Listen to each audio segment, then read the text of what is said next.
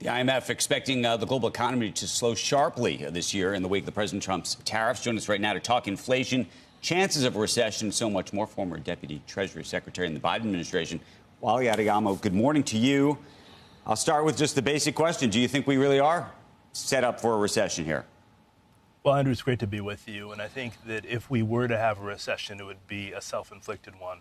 Because today, what you've seen in terms of earnings reports is that companies have done quite well in the first quarter, but they're all worried about the uncertainty that's coming with the tariff regime that's been put in place by the president. And if those tariffs were to be removed, my expectation is the consumer would stay strong and companies would stay strong. But if they're not, I think what you're hearing from companies is probably what the president heard from Target and from Walmart and others that he met with, which is that consumers are going to pay the cost with almost $3,000 in more cost. And our companies are going to pay the cost as well because there's going to be a great deal of uncertainty. So my hope is what we heard yesterday from both the president and Secretary of Treasury is true, and that they're going to work to come to deals. But talking about talking is one thing. The question now is, when can you actually get to conversations with the Chinese? Fortunately, this week, the G20 is meeting here in Washington, D.C., and my hope is that Secretary Bessent will walk over to his Chinese counterparts and ask them to start a conversation about how we de-escalate the situation. So do you think there is a way to fully put the toothpaste back in the tube?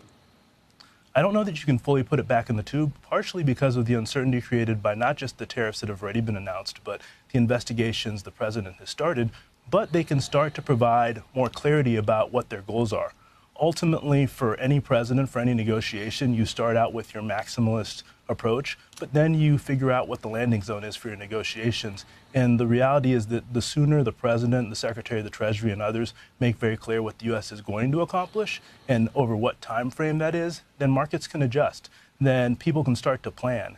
And once that starts to happen, then I feel a lot better about the prospects of avoiding a recession and the U.S. economy continuing to grow. How do you feel about the dollar being the reserve currency? How do you feel about just the prospect of other countries and investors around the world buying our bonds? So this week, as I mentioned, the IMF and World Bank are having their spring meetings, and a number of investors and businesses are in town. And I've had a chance to see a number of them, and I think that for most of them, for the last several decades, they've been overweight the United States, and that's even increased over the last, I'd say, 4 to 8 years. But for many of them today, given what's happening, not just with tariffs, but the uncertainty that's being created by the United States, they're reallocating assets. You've seen that Europe has stocks have outperformed the United States, and that's happened with Japan as well. So while I continue to expect the U.S. Dollar to be the reserve currency, we're putting at risk the exceptionalism of the United States by taking actions that promote uncertainty rather than certainty. The reality is that for most of these investors, they want to invest here in the United States because of the strength of our business community and because of the strength of our labor market and the people who work here. So that would argue that we have leverage in this whole situation. I think the reality is that the United States is the biggest economy in the world. There are 4% of the people in the world live in the United States. We're 25% of the global economy. Of course we have leverage. The question is really, how do we use that to promote the growth of the U.S. economy and the growth of the global economy?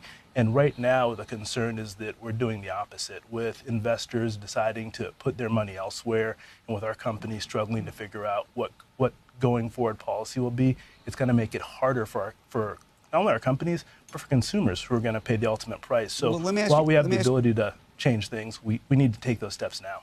Let me ask you a different question. The Financial Times reported this week that the Chinese sovereign wealth funds have effectively stopped investing in the United States. And I wonder whether you think that's a chess piece in the larger tariff negotiation, whether you think that inspires other sovereign wealth groups, and I'm thinking now of Canada, teachers, Norway, go into Europe, other parts of Asia. Do they say we're not going to invest in the hedge funds and in the private equity and venture capital? I mean, these have been some of the great successful investments over time. Or do you think this is just part of a grander, as I said, chess game? So, Andrew, you said it. Ultimately, the United States is the best place to put your money over the long term. And I think the goal here is to make sure that doesn't change. Stopping an investment now or starting one in a few months matters far less than what's happened over time. And over the last 80 years, countries and individuals and pension funds have put their money in the United States, and they've earned a lot of money doing it. The question now is how soon we can get to a point where the president and the administration provide the type of certainty that's needed to increase those investments. Ultimately, that's what he said he wanted. And I think that the best thing that we know is that he's listening to foreign investors, and he's listening also to companies in the United States. And the hope is they provide the certainty so that for these companies, for these pension funds, they want to continue investing in the United States.